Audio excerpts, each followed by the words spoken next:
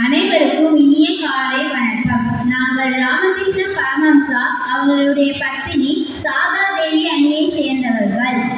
மாயோன் மேய காடுரை உலகமும் சேயோன் மேய மைவரை உலகமும் தேனன் மேய தீப்புணர் உலகமும் கருணன் மேய பெருமண உலகமும் முல்லை குறிஞ்சி மருதம் மேயர் என சொல்லிய முறையா சொல்லவும் கொடுப்பேன் என்று தொல்காப்பியர் கூறுகிறார்.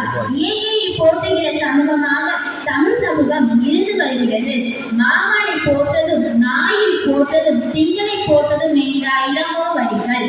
இயற்கையானது சமநிலையோடு இருந்தால்தான் அந்தந்த பருவநிலைக்கு ஏற்ற நிகழ்வுகள் நடக்கும். மாறாக அது சமநிலையை எழுப்பும் போது இயல்பான பருவநிலையில் மாற்றம் ஏற்படுகிறது. இதன் காரணமாக புயல், பெருவெள்ளம், பெருமழை, புவி வெப்பமாதல் போன்ற நிகழ்வுகள் நடக்கின்றன. காட்சி ஒன்று.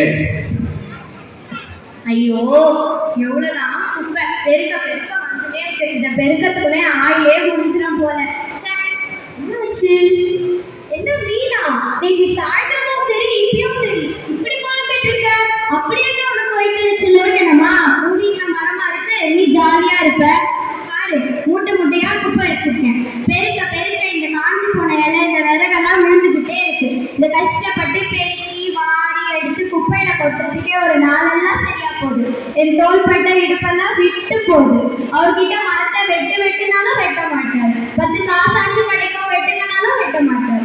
என் மாமா 20 வருஷத்துக்கு முன்னால போனாரு, மரத்தெல்லாம் வச்சுட்டு போயிட்டாரு. வேற ஒன்னத்தை வைக்க காணும். நான் தான் என் பையனை கஷ்டப்பட்டு படிக்க வைக்கிறேன்.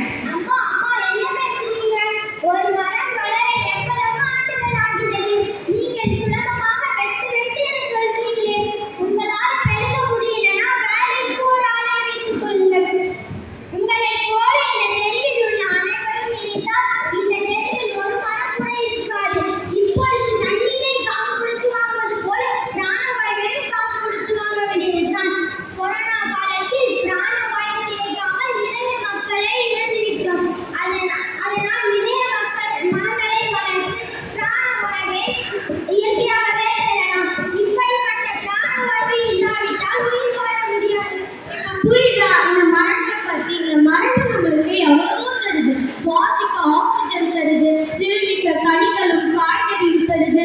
இப்போ மரம் இருந்தாதான் மழையும் வரும். அப்படி வெயில் அடித்தாலும் ஒதுங்கி நிற்க அந்த நிழலாக தேவைப்படும். இவ்வளவு தேவைப்படும் ஒரு பொருளை போய் மரத்தை வெட்டுன்றியே, உனக்கே நியாயமா இல்ல? உன் பையனுக்கு தெரிஞ்சு கூட உனக்கு தெரியல பாரு.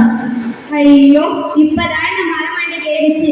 என் பையனுக்கு தெரிஞ்சது கூட எனக்கு தெரியாம நான் வளர்ந்துட்டேனே. இனிமே மரத்தை வெட்டுன்னு சொல்லவே மாட்டேன். மழை வரக்க தூண்டுதலாக இருக்கு.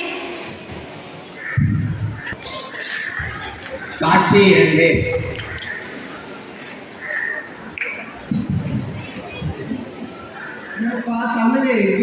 தமிழ் வெயிலோட காலம் அதிகமாகவே இருக்குப்பா.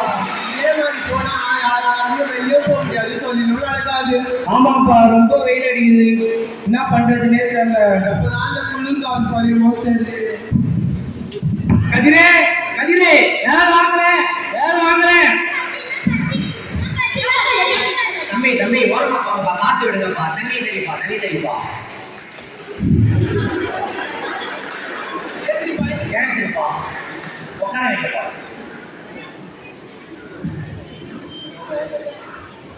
தம்பி, இந்த வருஷம் வெயிலோட தாக்கம் ரொம்ப அதிகமா இருக்கு.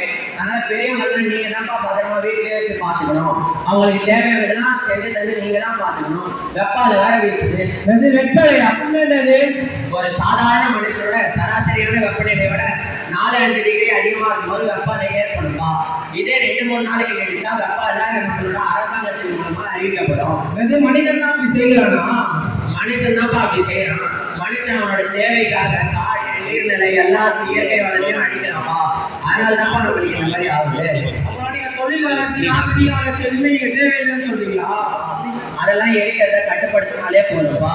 இதுக்கு என்ன செஞ்சா நம்ம தடுக்க முடியும்? இதுக்கு என்ன செஞ்சா தடுக்க முடியும்ன்றத நம்ம பின்வர காட்சியின் மூலமாக காணலாம். காட்சி 3.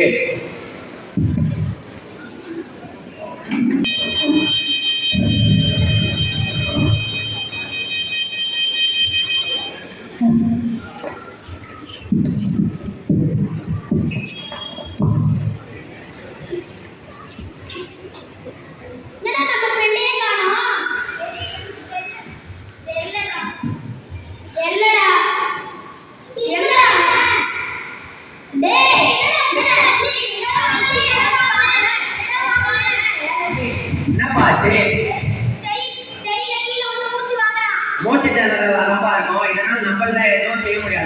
இருக்க ஆட்சியில் கூப்பிட்டு போறேன். அவன் வீட்டுல சொல்லிட்டு இப்போ ஆளுக்கு ஒரு வாகனம் இருக்கு.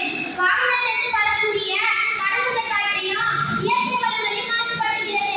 இத்தகைய மாசுபட காற்றையும் சுவாசிப்பதால இதயம், நுரையீரல் சம்பந்தமான பிரச்சனைகள் வந்து உயர்ந்து வருகிறதா? ஓ, இதனாலதான் நம்ம நண்பன் ஏற்பதற்கு ஊறுதல் ஏற்படுதா? ஆமாண்டா. இயற்கை மாசுபடுவது எவ்வாறெல்லாம் தவிர்க்கலாம்? இதையெல்லாம் எளிய முறையில் தடுக்கலாம். பக்கத்தில் இருக்கும் கடைகளுக்கு நடந்து செல்லலாம். சிறிது தூரத்தில் உள்ள இடங்களுக்கு மிதிவண்டியிலும் அல்லது பொது வாகனத்திலும் செல்லலாம், பயன்படுத்தலாம். இதன் மூலமாக பாடி காற்று மாசுபடுவதை தடுக்கலாம். ஓ, இதெல்லாம் செய்தால் இயற்கை மாசுபடுவதை தவிர்க்கலாமா? ஆமாம். இதை எப்படி மக்களுக்கு தெரிவிக்கலாம்? துண்டு காகிதங்களை மக்களுக்கு கொடுக்கலாம். SSVV-யான மாணவர்களாகிய நாம் இதை செய்யலாம். காட்சி 5 காட்சி 4